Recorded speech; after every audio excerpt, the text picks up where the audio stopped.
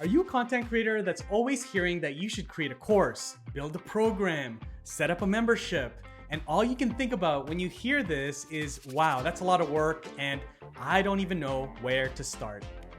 If that's you, then you'll want to tune in for this conversation with Erica Vieira.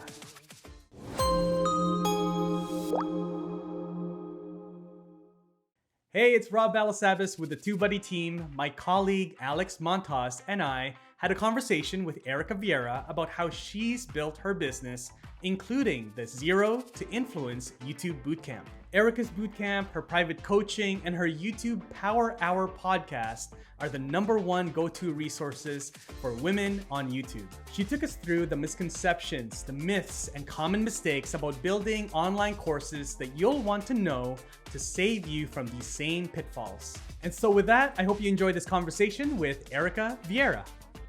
Yeah, Rob and Alex, thank you so much for having me. It's always so much fun to talk about the behind the scenes and the business side of things. I love talking about that. But for those of you that don't know me, my name is Erica Vieira.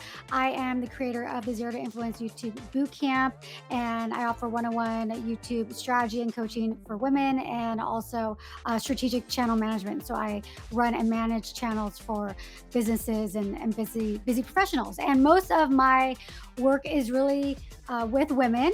I tend to focus on and gravitate towards the niche topics that women gravitate towards. So that's a lot of my work, fashion, lifestyle, beauty, motherhood. I'm trying to think of all the other niches of people, interior design, actually plastic surgery. I have a couple of plastic surgeons I work with.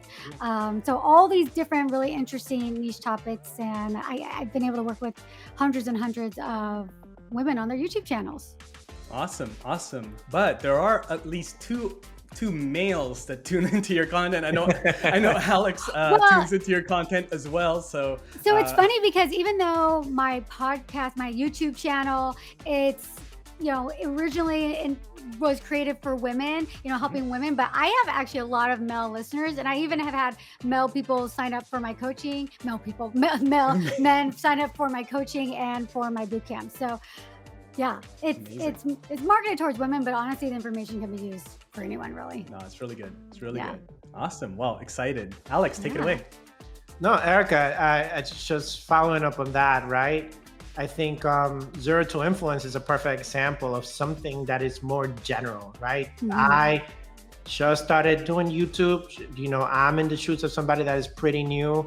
And honestly, I saw a lot of your video content and it was very applicable to me.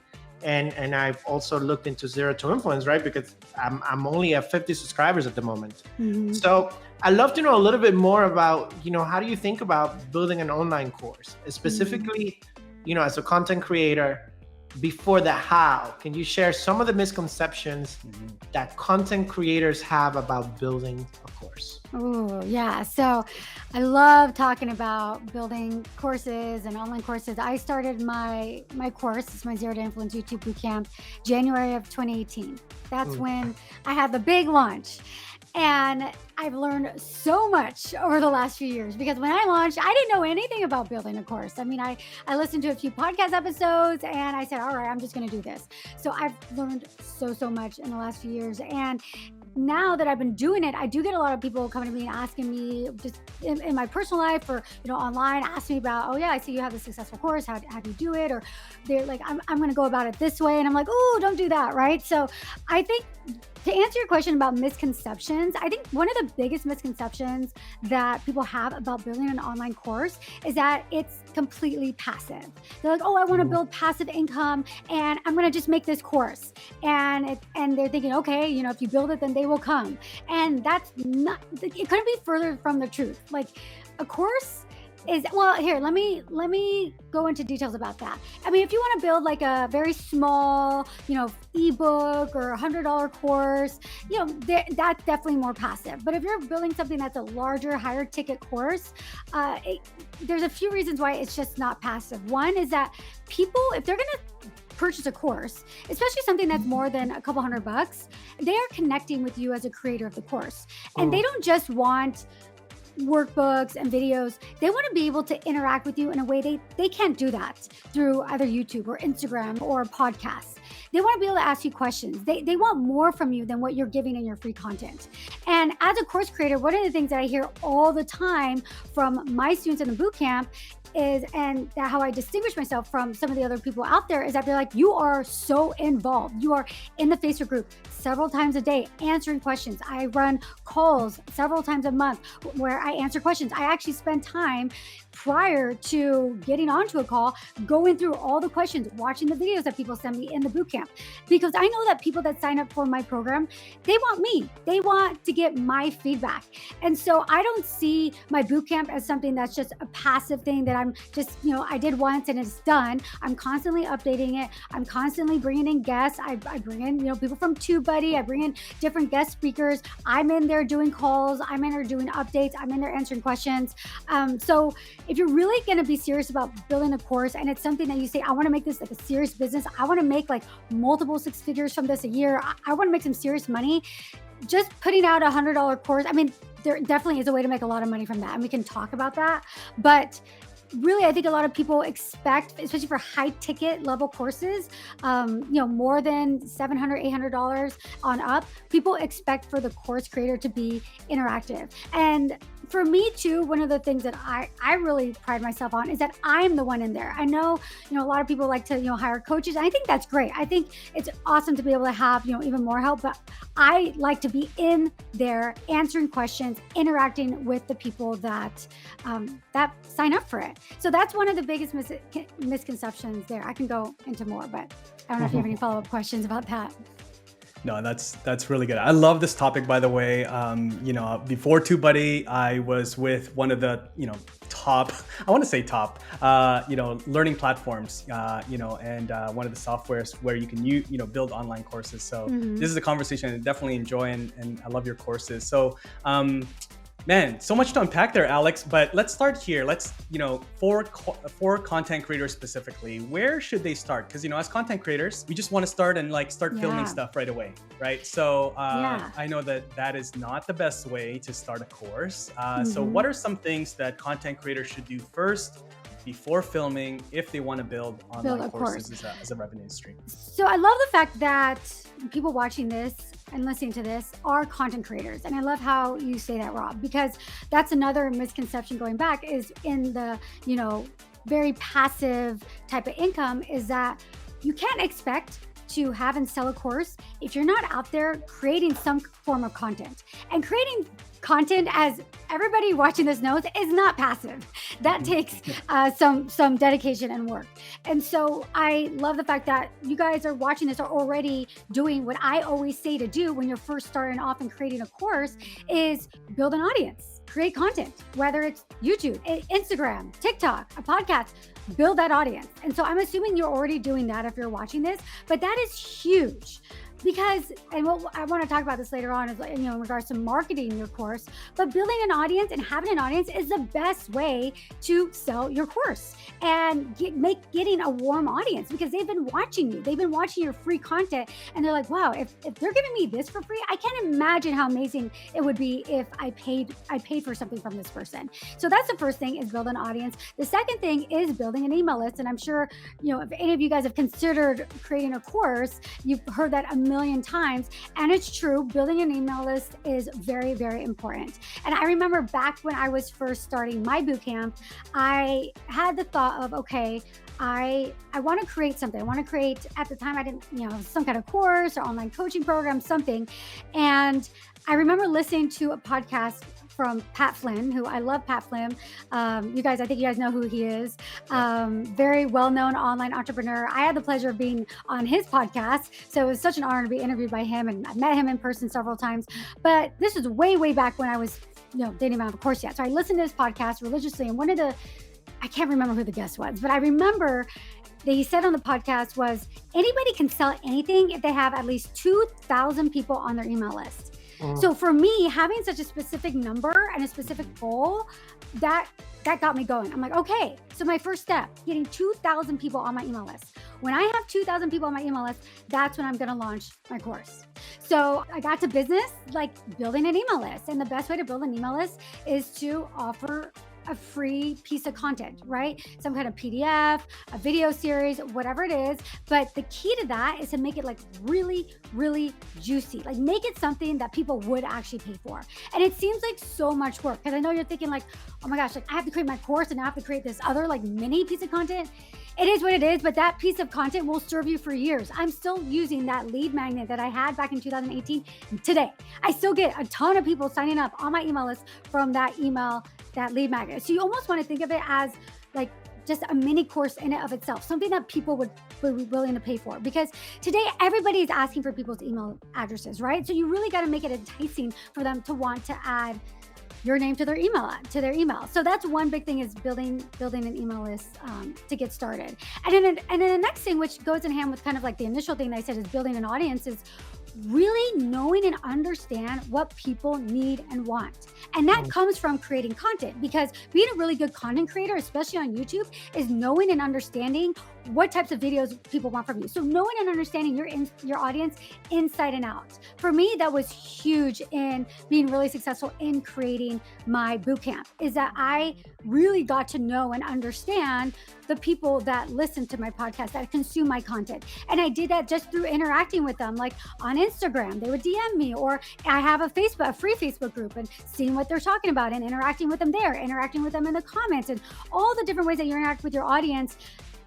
That's hugely valuable information in creating the type of course and knowing what to create that people would be willing to pay for. So that's huge. Basically, you could call it market research, or whatever it is. Yeah. So I have two follow-up questions. The first one is, you said it, this is not a passive thing, creating a course, right? It's not like set it and forget it, unless it's very like cheaply priced. Yeah. You should probably get some emails. You should probably build a little bit of an audience. Why create a course in the first place? What's the motivation? Oh, that's a good question. Good question. Well, it's a great way to generate an income. It's a great way to generate an income. It's, for me, it's been incredible. I've made, hundreds of thousands of dollars from my course. I've had 6-figure launches from my course. And granted, it's a lot of work. I'm no stranger to working hard, but it's great to be able to really generate a decent income. And at this point, I have a team who helps me. At the beginning, I did not. So I was really doing everything on my own. At this point, because I'm bringing in an income, I can now have a team. I have about 5 people on my team that help me with everything. So at some point, you could get to the point where you hire out a lot of the things that you were doing at the beginning. So it's an incredible way to generate an income. And especially as a content creator, you're doing so much of the work already by creating a warm audience. Like anybody that has a warm audience, you want to be able to sell them something. And so, there's so many different ways to make an income as a content creator. It's affiliates, working with brands, AdSense. But another amazing way is to have your own product that you sell. You're not splitting it with anybody else. This is your own product. You have complete control over this. And this is a great way to better serve also the people that watch you and listen to you. For me, a big motivator for me is I really wanted to help the women that listen to my podcast, that were, listening to these interviews and listening to everything I had to say, and they just needed more help and they wanted more help. And for me, I really wanted to help these women. I had that drive to do that. And so, obviously that's another thing. If you want to help people, having a course is a great way to do it. Yeah. Got it. So I'm sold, right? I want to make more money. I want to help more people, right? So let's walk through this kind of like thought process or idea. Actually, I'll come with my own example. I have a smallish audience on YouTube. I do have a decent amount of people follow me on social.